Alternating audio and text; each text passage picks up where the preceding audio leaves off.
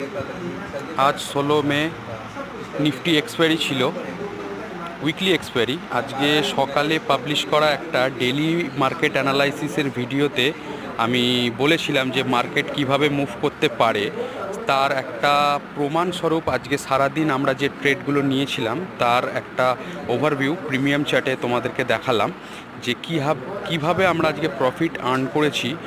সাধারণত একটা put by করে ফার্স্ট এন্ট্রি দেখো, ফার্স্ট 1:5 আমাদের টার্গেট, সেকেন্ড এন্ট্রি সেটাতেও 1:56 আমাদের পর্যন্ত টার্গেট গেছে। দুটোই কিন্তু পি বাই 16 মে 2024।